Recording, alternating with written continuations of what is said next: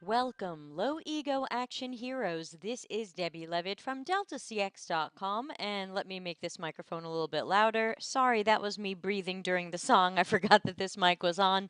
Welcome to our Friday stream of practicing critical thinking. You know me, I know you. Elaine is already here. Great to see you. We've got some stuff that you've been sending in that we're going to take a look at. Hello, Albert. I know that theme song never fails to excite. So thanks to Mike Mills from the band Toe Hider who wrote that one and played it and all that. And so let's give a quick thanks to all the people who are supporting the channel. As always, this is optional. I'm grateful for anything anybody can donate, but it's absolutely optional. Some people seem to feel badly about coming and going as a paid subscriber. Please don't. I recognize that people's finances and interest in this channel come and go. And if you come and go on this list, that is totally fine, really. This is, I am not a full-time YouTuber, let's put it that way. So thank you to the people keeping me in chocolate chips and streaming software.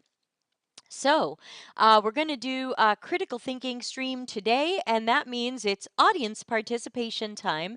As I take a look at some of the things that we're going to talk about, I want your comments, your questions, your thoughts, your critical thinking.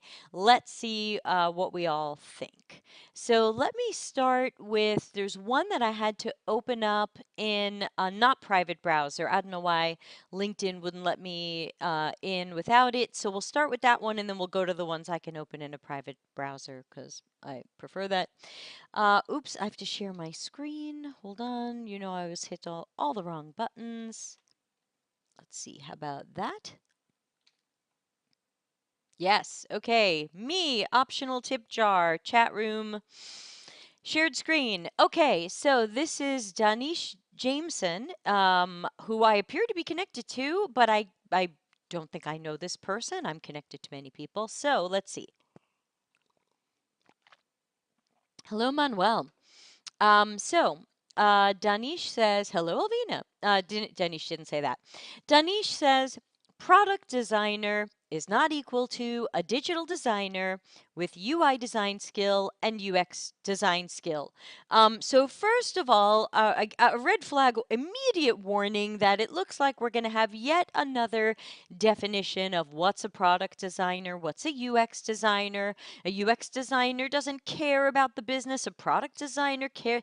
You know, I'm so over this and so not dying on this hill. Hi, Malika. I don't even know why anyone posts this. Is it meaningful, actionable, helpful? What can I do after reading these? So he says it's more nuanced than that. Here are some to name a few. So I assume this is what he thinks a product designer does. UX research, interaction design, service design, emotional design and storytelling, content strategy, microcopy and more, design operations, product thinking, systems thinking. Inclusivity understanding, gamification understanding, business acumen, design interventions and their analytics, motion design, sense of timing and motion aesthetics, graphics design, visual communication to transmit specific meaning, building hypotheses, innovation based on experimentation, sound design understanding, social sciences understanding, psychological, behavioral, ethnography, etc., domain specific understanding, various craft skills, and many more. I think we can just stop there. I mean, this at this point, this sounds like the entire company.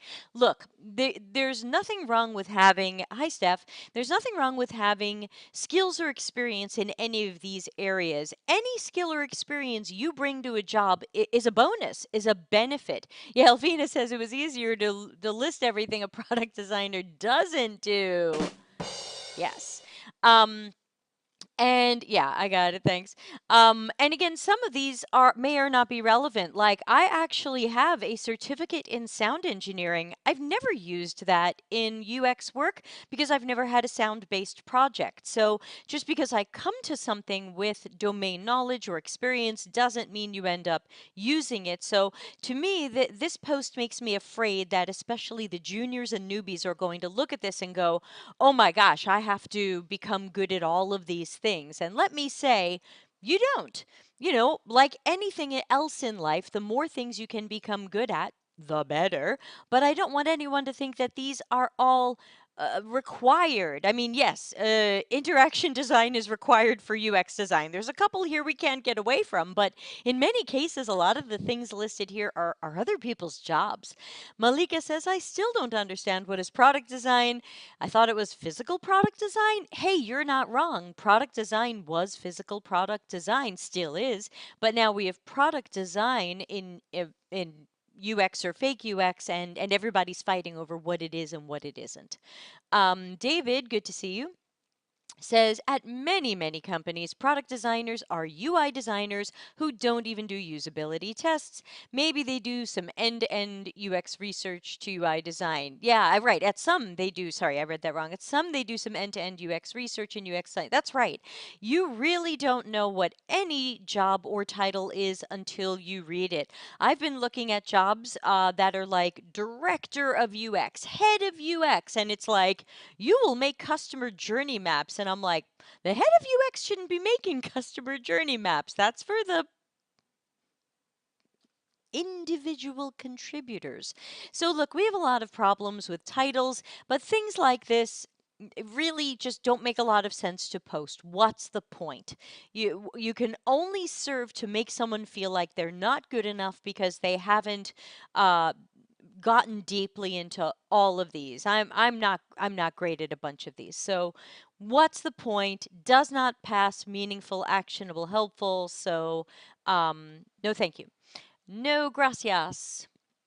All right, let's jump over to oh, I'm on the screen. Okay, then I want to go to private screen. All right, let's move on.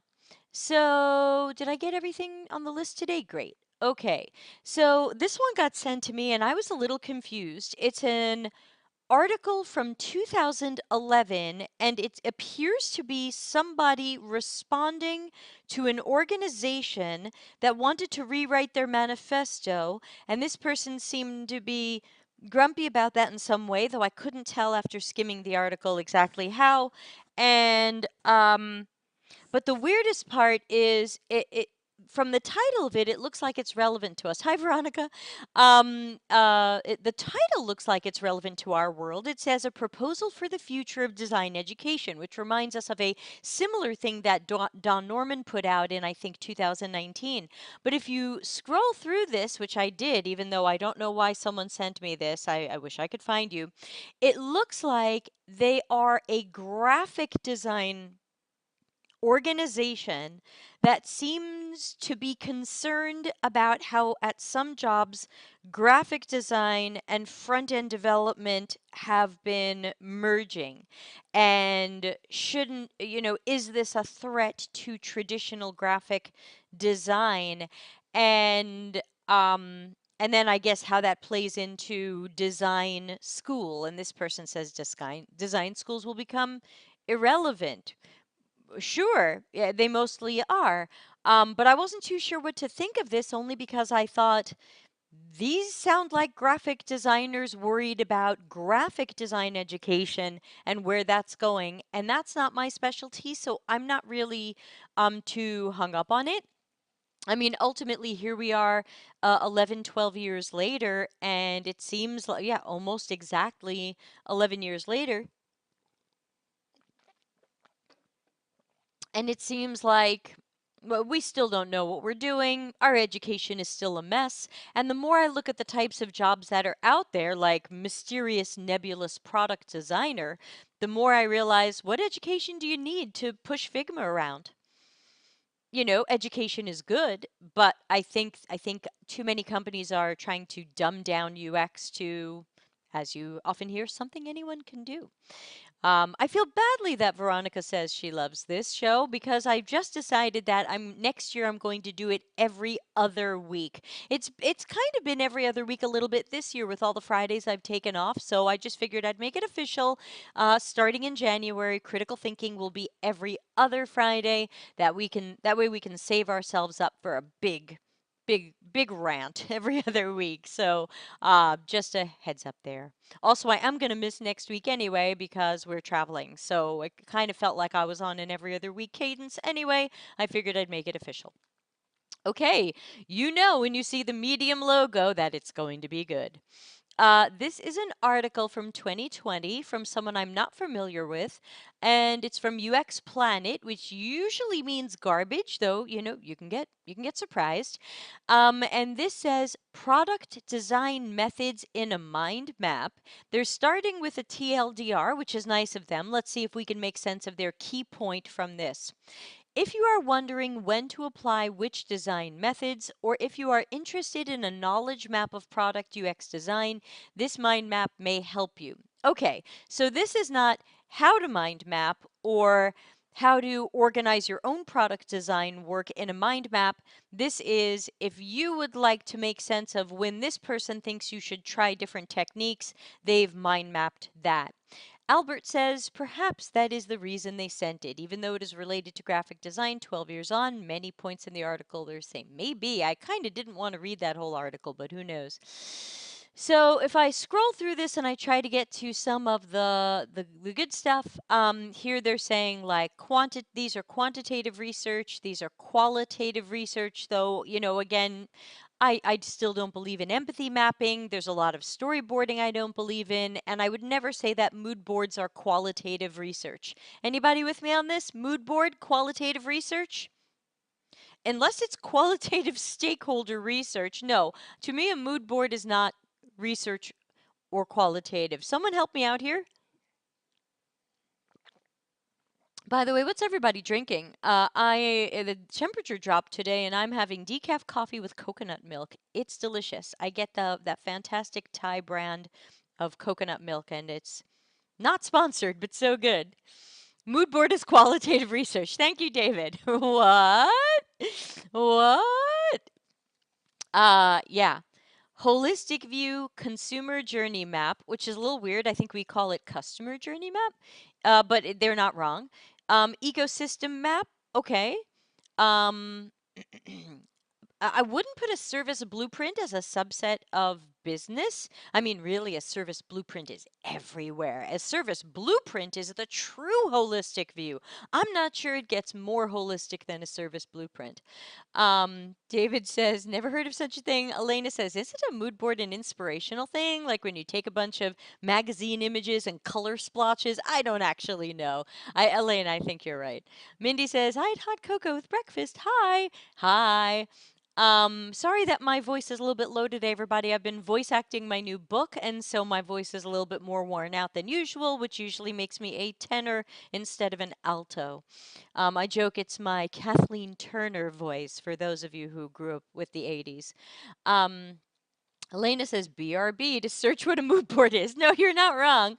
Elvina says they say it's a mind map of design methods, but then there's research. Yeah, that's a good point too. Now we're at define. So again, it sounds like they're also breaking this down into the design thinking pieces. And I think that the problem there is that there's so much about good user-centered design that is nonlinear and can't be mapped out in a clear tree. Like, is a roadmap always part of design? Oh, thank you for people joining the Discord. Hey, if you want to join our Slack or Discord, it's totally free. Come to deltacx.com/links and join on up. Also, add our events calendar to your Google Calendar so you know when our shows are now that I'm going to be making some schedule changes for 2023. Problem analysis, 5 whys. Again, wouldn't those be questions we might ask during understand? So again, I think that part of the problem with trying to take design thinking, which is already over boiled down, over Fisher Price, over microscopicized, and then say, well, look, this is a subset of this, it's just not true. I think we're just not that rigid in UX. There's so many people out there saying, don't follow a phrase. Like here's a recommended article. Design is not a formula, it's an odyssey, though we already ripped that one apart on a previous show. Albert says mood boards are a graphic design tool, not a UX tool. I totally agree. I've dealt with mood boards when we were working on like rebranding for companies. And then we had a mood board for, if your theme is like oceanic, here's some pictures that represent that mood. Um So all in all, I would have to say that I'm not a fan of this article. While this person does a good job bringing to light some of the techniques or tools that sometimes some of us forget, I also think it's a little bit too deep into design thinking when I feel like meow meow meow design thinking sucks. And also I feel like some of these things are just not, it's funny. Now it's an information architecture exercise. I wouldn't organize these things the way this person has, which means it may or may not match your mental model. Any other thoughts on this one before I move on? Ah. All right. Let's move on to Jeff Humble. Jeff Humble usually posts fun stuff. I don't follow him. I'm not connected to him, but usually one of you press like or comment and I see it and usually he's got something good. Isn't he also like the Fountain Institute? Yeah, he's the Fountain Institute and they post some good stuff too. Again, I don't agree with 100%, but he's usually good. So here he says, what's the difference between a UX strategy and a product strategy? Asking for a friend, which is very cute. He says he likes Jamie Levy, Erica Hall, Jim Kalbach, Dennis Hamburgers, who I don't know, Anton Sten, who I don't know. He also recommends some of the product management people. Ultimately, and he also wanted to thank Jared Spool for Jared Spool's response. Ultimately, I think no matter whether we agree with some of these authors and people, I think that this is a good question. And in fact, it's kind of one that I ask in my book. If we have a CX strategy, isn't that is that the product strategy or does that inform the product strategy? What's the difference? Now, I don't address this question exactly in my book because I think it's a little controversial and I'm trying to not turn too many people off. But I do think that if you have a clear CX or UX strategy for how you are going to understand customers' needs and use products and services to address those, you kind of have a product and service strategy. So I think he raises a good question, and it's too bad he died in the algorithm. All right. Here's one that people sent me that I think is going to be a little bit fiery, and I'm curious what everybody's going to think of this one. So, this is Nadia. I've been on her podcast, so I am connected to her. I don't know her that well, so I don't have an opinion on anything in particular she says or does either way. And she says, ooh, fiery. Yeah, here it comes. This is a non-paid, sorta, not really sponsored post. I'm officially launching Case Study Crush. If you're in the market for spiffy new case studies and have no interest in doing them yourself, check it out. So long story short, let's pull up her website. Case Study Crush. From what I can tell, it sounds like she's going to build your portfolio page for you, I guess based on the information you provide about the project. I said a mobile game, Case Study Crush. No, I know, it does sound like Candy Crush. It is not. So it sounds like hey, you don't have a lot of time. You don't want to think about it. You don't know where to start. You don't know if your portfolio or case studies are even good enough to impress hiring managers. We'll make them for you. You don't want to do this. We like to do this. So this is a service, and I would put it in the bucket with resume writing services or portfolio review services. Manuel is crying. I don't know why. Um, so here's what they're charging. $300 to review your case studies. Now, I think people know that I do one free portfolio review for each person, and if you need a second, I charge $50. What's the difference between my free one and a $300 one here? I genuinely don't know. Theirs might be better, theirs might be the same, theirs might be worse. I honestly don't know. Someone's going to have to try this and have me review their portfolio and maybe do a fair comparison between what they get back from each person and see the value of each one. You know, maybe I'm charging the right amount at free. If you're looking for a free portfolio review, I do suggest that you watch video 148 on our channel. So go to YouTube, write Delta CX 148, then go over to deltacx.com/links and fill out the little form for the free portfolio review. Hey, Albert says, I'm in the wrong business. Yeah, it's true because I typically spend 20 to 40 minutes on the portfolio reviews that I do for y'all for free. If you've ever gotten emojis up, who's gotten a portfolio review from me who happens to be here live? Maybe none of you now that I look at the names here, but so this is an unknown. Now let's look at the next price. This says, I will write your case study, or what I think of as kind of a portfolio project. Now, we'll have a 1 hour interview to learn about you and your goals and your work, and then I'll write your case study. Elena says, that's interesting. I've been hearing a lot of complaints about portfolio creation and the time it takes to make one for an already extensive interview process. Would be curious to see the output. I agree. Now, she launched this 5 days ago. So I don't think. Oh, and then there's offering there. Oh, thanks for joining Discord. So it looks like she's going to offer a mailing list and tear down people's case studies or portfolios for. I don't know why that would be enjoyment, but maybe information. So let's just focus on this price for a moment. Is it worth it? Totally up to you. It really depends how you value your time, but to me, it also depends on whether or not you have to ultimately calculate how much time you spend because I feel like, and I don't know what y'all feel like. So first of all, this could be absolutely worth it. I don't know. Second of all, you might feel like by the time you explain it to her, you could have just made your portfolio case study. This seems like one of those cases to me, just again, fresh eyes, no clue what the output looks like or the outcomes. Oh, thank you. Somebody just did something. I hear it, but I can't see it. Malika, thank you. Why are you throwing money at me, you silly goose? I need to throw more money at you. You can throw money at me, and I'm throwing it right back at you, and you know it. Um, Oof, that cost. Right. So it really depends. If you are making $50 an hour at a job, then this is the equivalent of, everybody do the math with me. I am so sleepy today. This is 24 hours. That would be 24 hours at $50 an hour. How long does it take you to work on your portfolio, review it, talk to people about it, look at it again, make it better, get another screenshot in?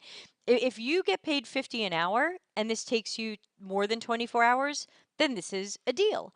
If you get paid 50 an hour and you spent 6 hours on your portfolio, then maybe you just want the review and not the we do it for you. So I think you just have to kind of do the math. We say cost benefit analysis. Does the cost have the benefits that will pay off, or does this cost not make sense? If you get paid $200 an hour, which is unlikely but possible, then maybe this is worth it because you don't want to spend more than 6 hours on this, and maybe this person will. So, but again, I worry that a 1 hour interview isn't enough, and you're going to feel like, oh, wait, I forgot to tell you this, or wait, there's this missing nuance, or wait, there's this missing thing, or oh, wait, let's change it this way. And then you're going to be like, why didn't I just do this myself? David says, as someone who hires UX folks, if I knew someone had hired out their case study review, I would look less favorably at that. Some of your presentation of your work is part of the evaluation. Well, I think they still have to be able to speak to their own case study. But again, I would put this in the bucket of professional resume writer. If you can hire a professional resume writer to redo your resume or CV, why not hire a professional, whatever this person claims they're good at, to make your portfolio case study? So I get it. I see that. And I don't think I would look unfavorably on it because ultimately it should just be a slightly better telling of your story. And sure, it's going to be more polished than maybe you would have done. But when you speak to that if it gets you the interview and you can't speak to the story as well as the written version, then Dave, I think there I kind of meet up with David. Like, if your story looks amazing and polished, and then in an interview you speak to it and you're not able to kind of tell the same story or have that polished, then it's going to be like, oh, who wrote this? Steph says, content writing is a job, so I wouldn't mind if someone got help to make it better. I get help from a content friend for my homepage. Elvina says, I'm wondering how they will judge or measure whether the case study is good or successful in the end. Right. Yeah, I don't know. If you applied to 50 jobs with your old case study and you got 5 interviews, and you apply to 50 jobs with a new case study, then maybe you measure how many interviews you got, because that, to me, that's all a portfolio or case study can really do. It's not going to get you the job, but it might get you the interview. So that might be, I think Elvina brings up a great point, a great critical thinking point, which is have some metrics. Find some way to monitor if this is working, especially if you have a baseline. Well, my old portfolio got me 3 interviews in the last 3 months, and I sent out 100 applications. Okay, you can do the math and know what percentage of interviews you tend to get. Then you can have the case study redone and you can see, did you get more interviews? Did you get that job? It's, remember, this pays off if it pays off. If you think it's worth it, it is. Like, people ask me, what do you think about Sarah Duty's this and Joe Natoli's this? And I say, look, I haven't tried them. I don't know. Ultimately, if they work for you, then they're worth it. And if they don't work for you, they're not worth it. David says, yeah, the difference is, are they telling the story or just helping you tell the story better, I guess. Albert says, this person has barely any experience as a UXer. Not sure they merit their cost. Part-time UX manager, big red flags. Yeah, that's true. You might want to go into Nadia's background and say, does this person seem to be the right person to do this for or with me? I don't remember what her background is, and I don't want to sign into LinkedIn right now, but I thought it was publishing and then UX. But again, ultimately, you have to check. Like, some people come to me for private coaching. I'm not right for everybody. You should look at my LinkedIn. You should, message me. You should have a free coaching session with me to see if you like talking to me. It's okay to try people out and talk to them. But obviously, for $1,200, it sounds like you've got to figure that one out. All right. This was a post from today that I ended up. Oh, thank you, friend of the show. Well, I'll answer that later, of course. So this was somebody who is a product management person. And product and UX are often battling each other. We do not have the best of relationships, but here's something he wrote, and I'm not going to say anything yet. I want everybody to comment on the things that they notice about it as I read it. You might have already started reading it as I drink my coffee. Decaf, of course. Okay, so this guy says, imagine your CEO asks you for feature X. You can either say, give me a goal, is this a feature factory? Or handle it in a better way. 1. Start with why. Ask her why she needs X. The first answer may not be satisfying. Keep asking, bye Elena. Keep asking why until you understand the problem. 2. Ask about the success criteria. Ask her how she will measure success. How does she know that the problem is resolved? 3. Reverse engineer your goal. Ask her, if we had done it differently, would it be okay? She may answer something like, well, not really. You need also blah, blah, blah. Repeat until you're on the same page. Congrats. You now have a goal to pursue. And instead of waiting for X, she can hold you accountable for the results she cares about. That's a win-win situation. This was inspired by an interview with Marty Kagan I watched a few months ago. I'm unable to find the source. It just stayed in my head. Okay, while I take another gulp of decaf, what do y'all notice? This is your chance to practice critical thinking, and all comments are welcome. Go for it. Practice. What do you see? Anything raise a red flag for you? Any questions come to your mind? Critical thinking is about asking probing questions.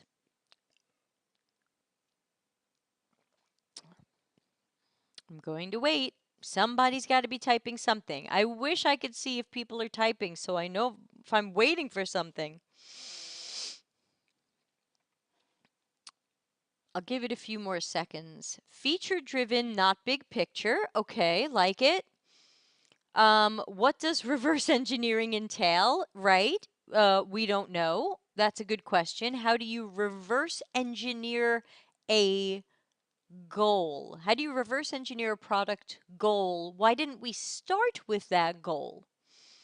Albert says, where does testing the validity of the feature come in? Okay, these are good questions. Anybody got a few more before I tear this one apart? Because I did end up commenting on this, got into a bit of messy stuff with the author, and then we kind of came around. But before I tell you, excuse me, the many things that I notice, I'm going to give everybody one more chance to send their stuff in. Remember, we are delayed 20 to 40 seconds, which is why I ask for something and it kind of shows up late. David says, help me understand the business value, and then let's go discover what the user value is, and then let's understand the risks of being wrong.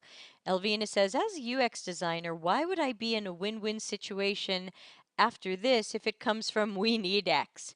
All right, all great questions and ideas. So here's what I noticed.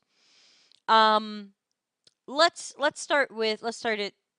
I don't even know where to start. This one is so ripe. Why is the CEO defining success criteria? Another good one. Why is the CEO coming up with features?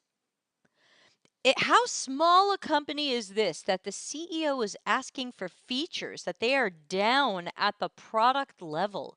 Why isn't the CEO saying this is a goal or this is something we need to improve? Y'all figure out what features go with that. Y'all figure out what products or services goes with that. But here's our goal. Here's a business goal.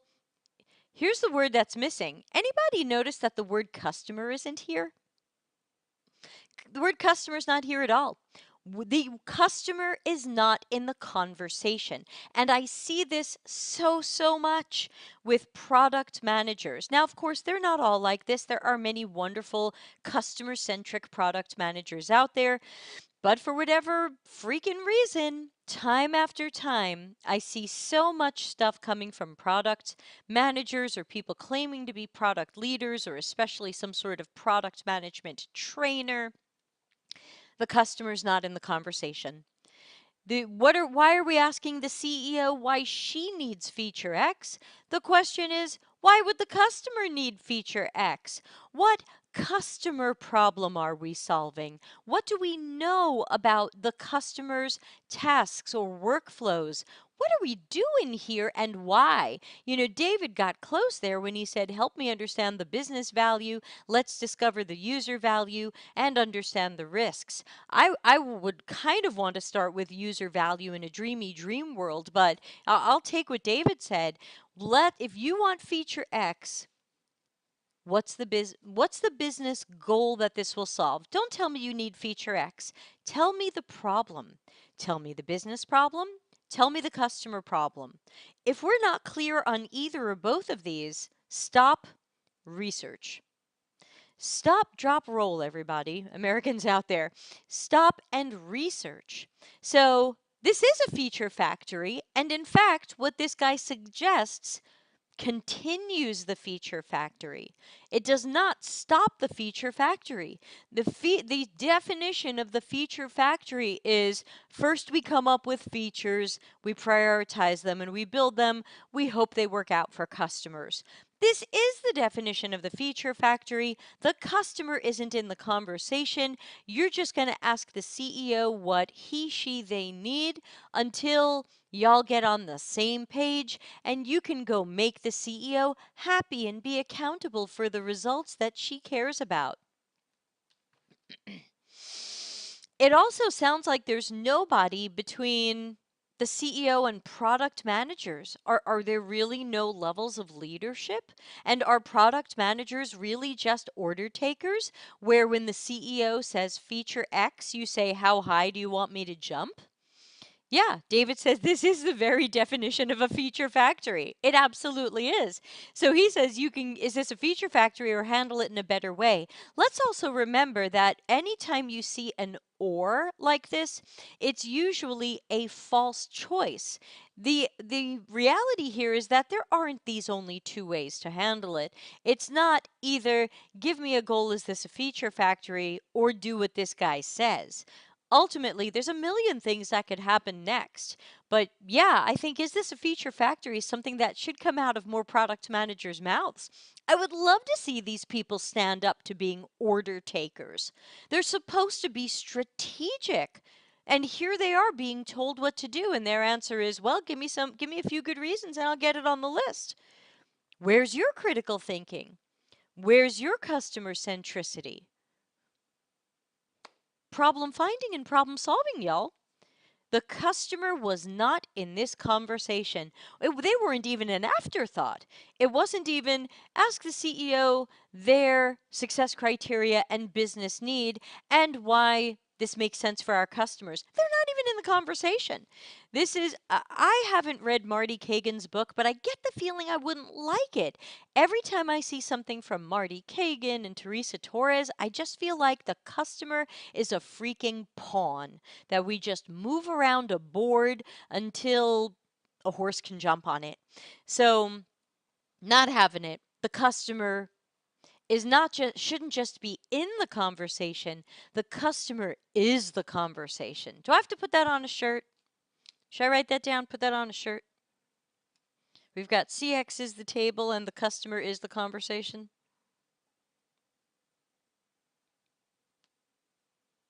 I'm working on merch, as you can all tell.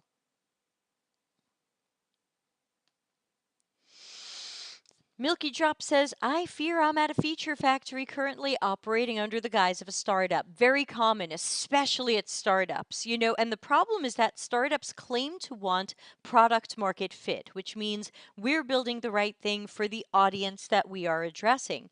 But very often they talk about product market fit, but they don't do anything that it takes to have product market fit because they're building the ideas that the co founders like. And they just want to see if they can prove that their ideas are good. That's absolutely feature factory. And that's another example of where if the customer is in the conversation, it's really just of, can we sell them this? Can we find somebody who'll buy this? That's not the right customer conversation to have. So, no thanks to this. All right. Next was a very interesting article somebody sent. I think they're going to think that I hate this, but I didn't hate this as much as you think. So, this is Lindy, who I've never heard of, but hi, Lindy, if you're watching. And this is a recent article from about 2 months ago in Medium, and it's called I Grew from a Designer to a Design Manager in a Year and a Half, and this is what I learned.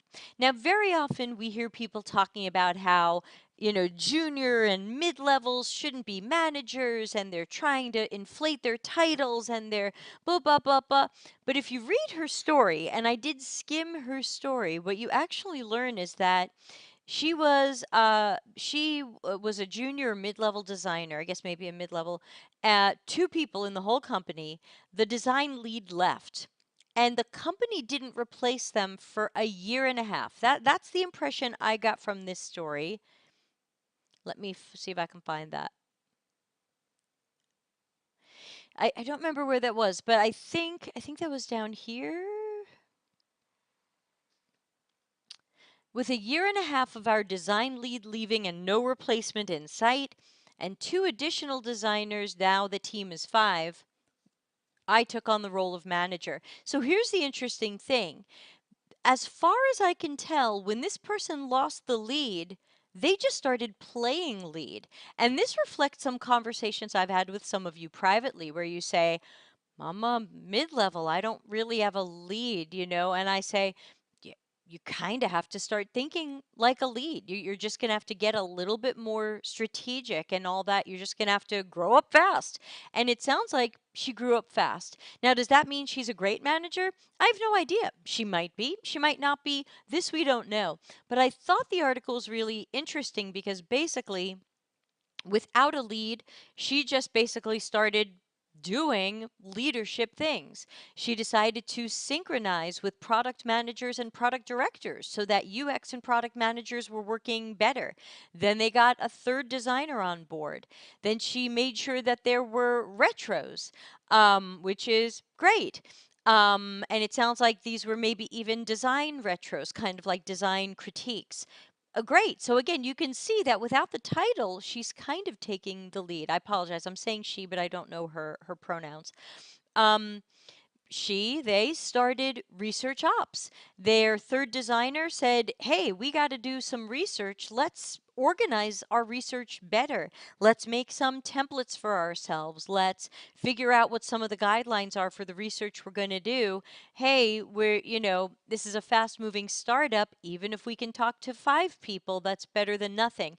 So that she's making leadership decisions and leading things even though she's still technically the mid-level designer. And I think that's an interesting way to go, and very often a good way to get that promotion, because you can basically say, "Hey, for the last year and a half, I've been your lead." And again, it was always possible that she might have failed. And it was always possible that none of these things didn't happen. And maybe she wouldn't have gotten that lead or manager job when they opened it. They might have said, "Yeah, Lindy's been filling in, but it hasn't been as strong as we needed. We'll pick somebody else." But they picked her, and it sounds like with good reason. Susan says, "When there's an opportunity, you're smart to take it. Fill the void." Elvina says, "How did the article end? Did we learn anything?" Yeah, so let's see. So I became the design manager. I jumped from mid-level to design manager. Then there were some tasks I started doing elevated my role. So I'm not going to read all of these. You can all find this on Medium. It's called "I Grew from a Designer to a Design Manager in 1.5 years, and this is what I learned." I'm sure you'll then find it. It's from Lindy, I don't know, Botes, Lindie, last name Botes. My best learnings and recommendations: ask why, don't tell, delegate but don't micromanage, design sharing channel for quick feedback on Slack, sure. Listen and action on feedback, share design findings with larger teams, invite engineers to usability testing. Again, many of these sound like good ideas. We don't know exactly how she undertook them, but yeah, it sounds like Susan said, she saw the opportunity to fill the void for the lead. And I know some of you have been doing that. There's a few of you who have joined these, pro bono and free things where you're supposed to get experience. You thought you were coming in as a newbie and that there was going to be a lead to guide you, and you ended up the lead. And I've seen it before. So, some of you have that in you. Some of you are not yet confident enough for that or not ready. Just because just because the opportunity presents itself, it's not going to be for everybody. You don't have to step into a lead role if you're not comfortable with it. But it sounds like Lindy felt ready to go for it, and it was just a match to her. Susan says, "Oh, I have that experience too." Haha. Yeah, these weird the freebie places. So weird. Okay, so we've got one more for today.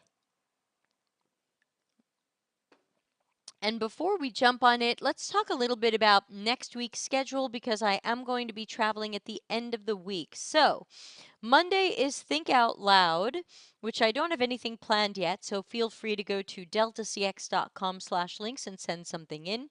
And also, please remember to subscribe here on the channel and tell a few friends about it. Anybody who wants to improve CX and UX at any level, we welcome managers and leads and newbies.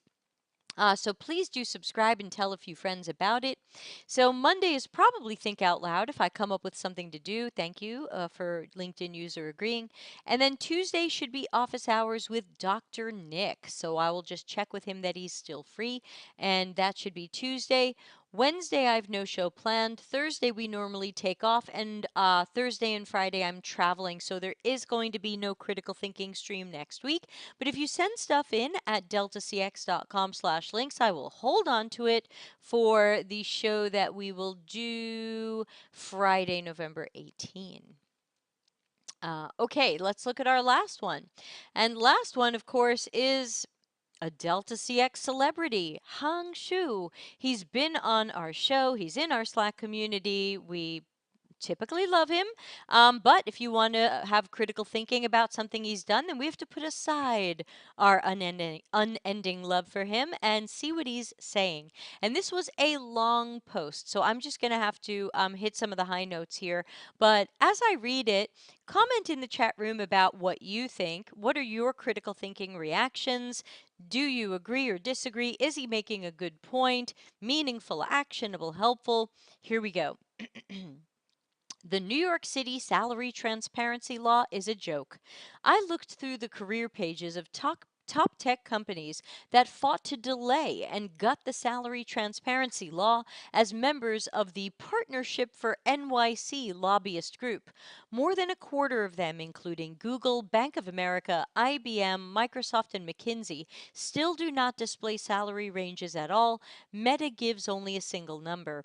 Even the companies providing a range are not doing so in good faith. Amazon's salary range for a senior UX designer is $115,000 to $224,000, a difference of $109,000 or 49% of the max salary.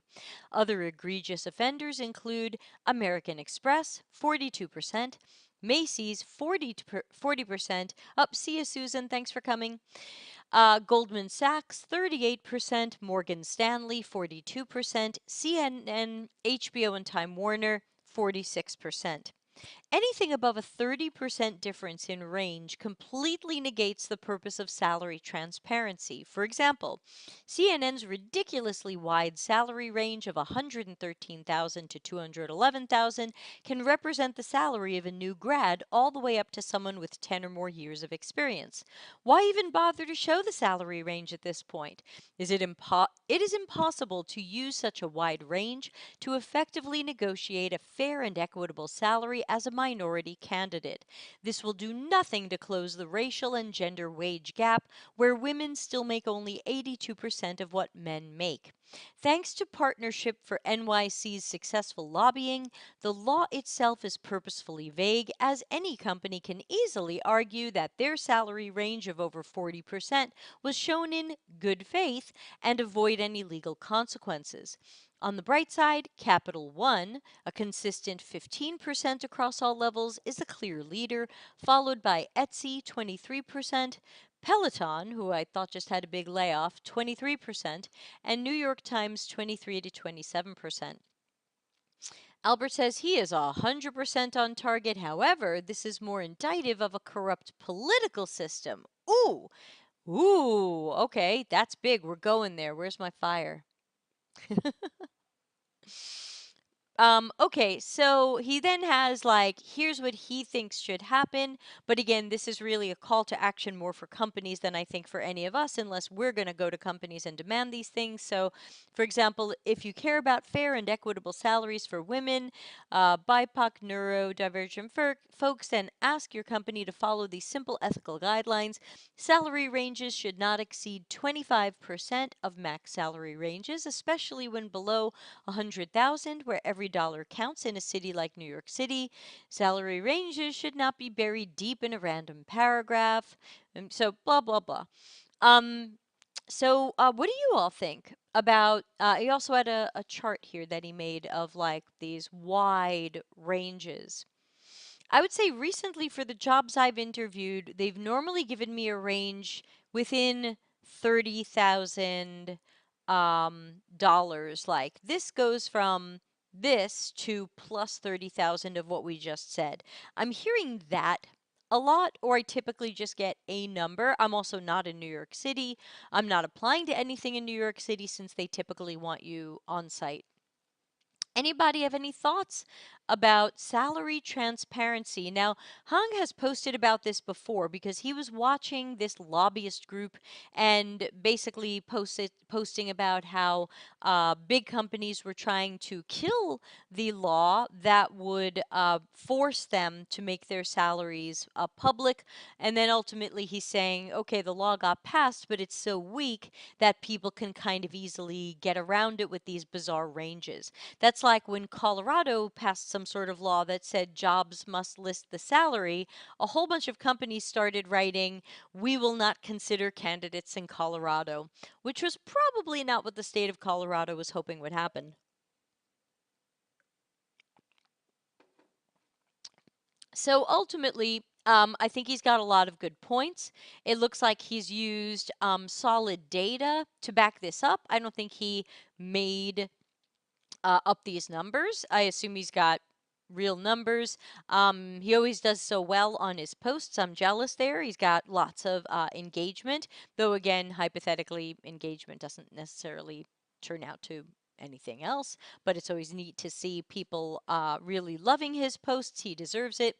So, yeah, I do think that salaries should be in job listings. I do think that the range should be narrower. You can't just say, we'll pay you somewhere between 85,000 and 195,000.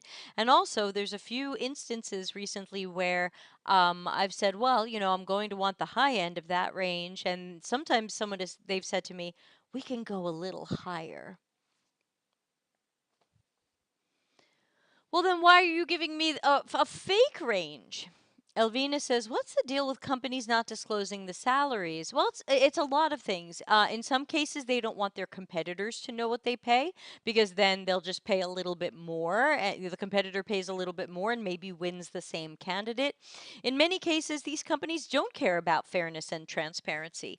They don't want people to know that a senior UX designer gets paid $140,000 a year. This is especially a problem I've noticed in companies where they have not kept up on market pay for employees who have been there longer. Let's say somebody joined 10 years ago, 5 years ago, and they got paid a good salary 5 years ago. Maybe they got paid 100,000. Maybe the market rate now is 140,000. Do you really think they've gotten 40% of raises over the last few years? Probably not. Between small cost of living raises and maybe they got a promotion at some point, maybe now they're making 125. Well, if they see a job ad and they see that people can get their same job with their same level and title for 140, they're going to be like, where's my 140? And I think that's right. I think that is the way to go. I think that companies have to make sure that every year people are not just getting small cost of living raises, they're getting market whatever is the market rate. Never don't go lower. Just keep people if the market dropped somehow, keep people the same. But if the market is going up, you've got to pay people that market rate because if you don't, someone else will. So it doesn't make sense to give somebody the 5% pay raise and pay them 105,000 when they could jump to a competitor or another company and make 140.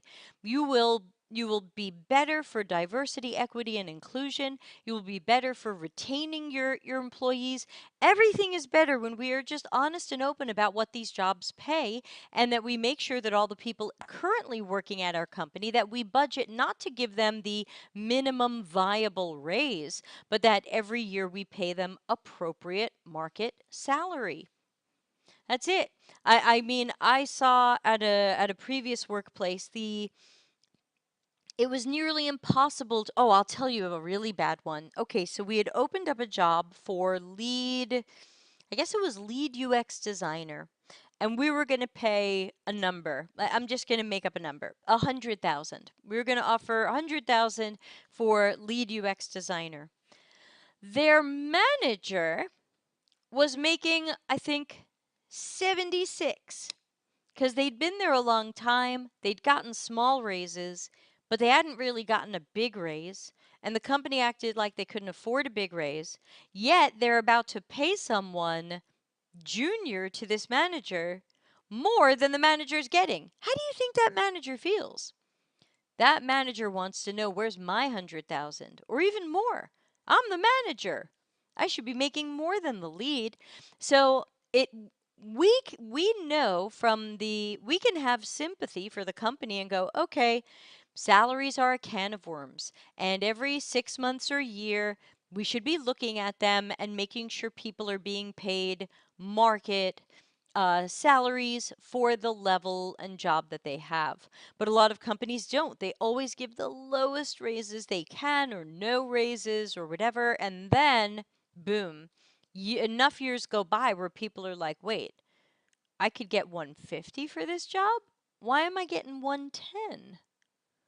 And then it's like, did I negotiate badly? No, wait, these are the raises I was given. And it really messes with people, and it's not really your fault. So I believe strongly, and I've told multiple companies that I've consulted at in the last few years. This is not just one company I'm calling out. I told multiple companies, fix your budget. Catch up on this. Take the people who've been here more than a couple of years, more than a year, catch them up to market rates. You can't keep paying them 55 when you're bringing in people at 80. Steph says, I got the other way around. Like, we can't pay you more than X. He's the most senior here. You would make more than him. Okay, but X is a visual designer, not a UX researcher, and designer doing all the things I do.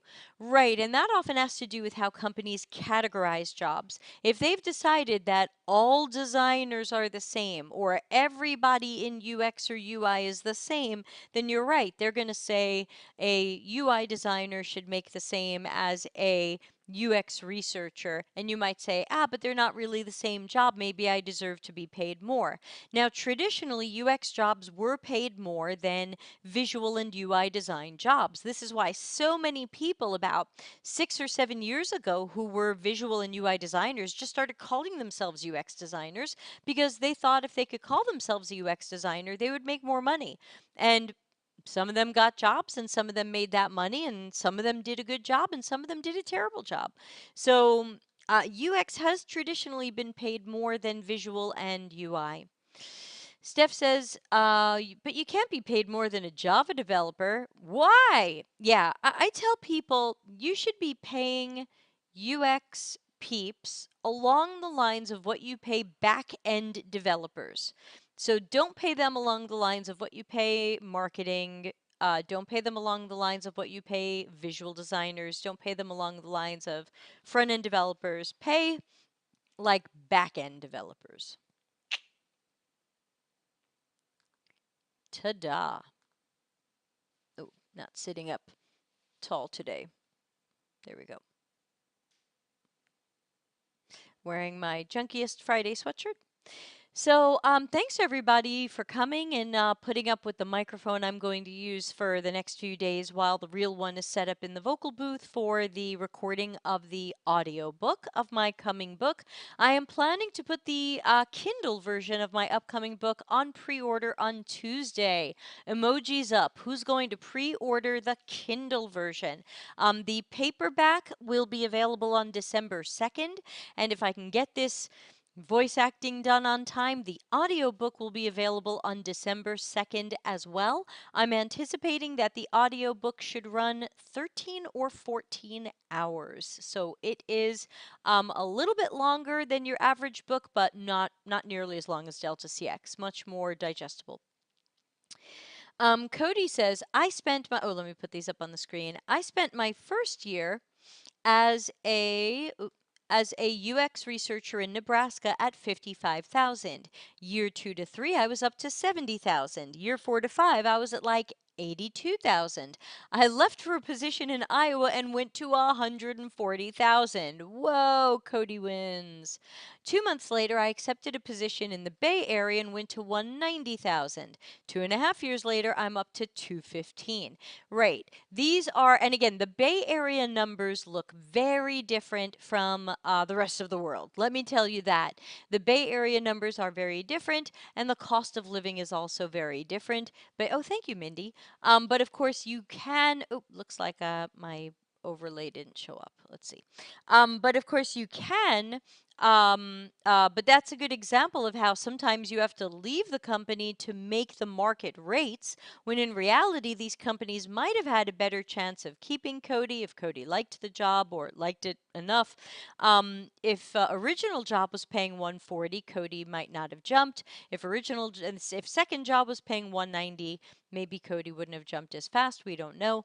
But yeah, I think that every 6 months or a year, even if it's every year, we have to take a look at what the market salaries are, take a look at the salaries we're offering new people with those levels and titles, and get everybody up to that number. That's not only transparency, but that's fairness. Why should you have 20 UX researchers? Let's say you have 20 senior UX researchers. Why should they all have paid different numbers? This isn't an airplane or a cruise ship where everybody's paid different numbers and we live with that. This is our jobs. Everybody should be paid the same. This will help even that playing field. Ah. Cody says, my mentor once taught me, never be bound to your geographic location. Find your worth where they'll pay you just that. Yeah, and of course, the highest salaries generally are in the Bay Area. I was paid very well in the Bay Area, but I also had the highest rent, the highest health insurance, the highest car payments, the highest everything. So, it washes out a little bit. Hi, Ian. Tea to you as well, Ian.